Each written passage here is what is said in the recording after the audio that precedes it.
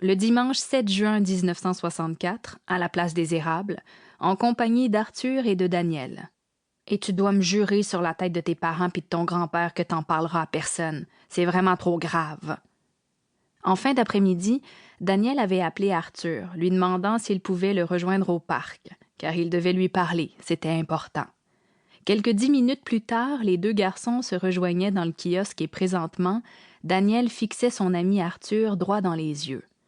Mais ça n'impressionnait nullement celui-ci. Comme il s'attendait à une confidence du genre « j'ai coulé mon examen de maths puis je sais pas trop comment le dire à mes parents », il haussa les épaules. « Tu jures, Arthur Picard, sinon je dis rien », grogna alors Daniel. Arthur soupira. « À ce point-là, veux-tu bien me dire ce qui se passe? » Daniel ne répondit pas et il détourna la tête. « OK, je te jure que je ne dirai rien, à personne », répondit Arthur sur un ton solennel, mais un peu précipité, car il venait d'apercevoir le visage de son ami se durcir. « Quand est-ce que je t'ai trahi? »« Jamais, c'est vrai. Bon ben, sauf dit cette affaire que c'est difficile.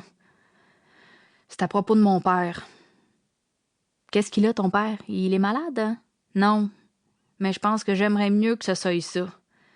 C'est à cause de son travail.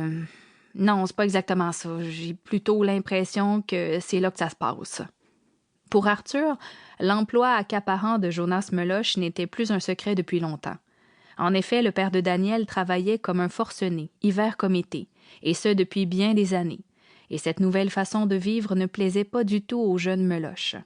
Au point où il ne voulait pas suivre les traces de son paternel. Et il en avait glissé un mot à Arthur à quelques reprises déjà. Ce dernier était donc persuadé que Daniel allait lui parler encore une fois du métier de vendeur automobile, et son visage se fendit d'un large sourire. « Ça y est? Tu t'es décidé à parler à ton père? » Un regard sombre se posa sur Arthur, qui en ravala son sourire et se hâta d'ajouter « Ben là, ce que j'essaye de dire, c'est que tu as enfin annoncé à ton père que tu ne voulais pas vendre des autos comme lui et ça s'est très mal passé, c'est ça? » « Même pas. De toute façon, je me sentirais pas revirée à l'envers pour une affaire de même. Je me doute bien que mon père sera pas content, mais j'arrête pas de me répéter qu'il va finir par se faire à l'idée, enfin, je pense. Oh, pour de vrai, je ne sais plus trop comment mon père va réagir, mais pour à cette heure, c'est pas important.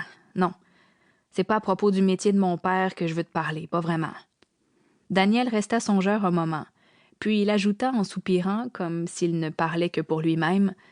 De toute façon, selon moi, ce serait pas le meilleur temps de faire savoir à mon père que ma décision est prise puis que je veux vraiment travailler dans la construction.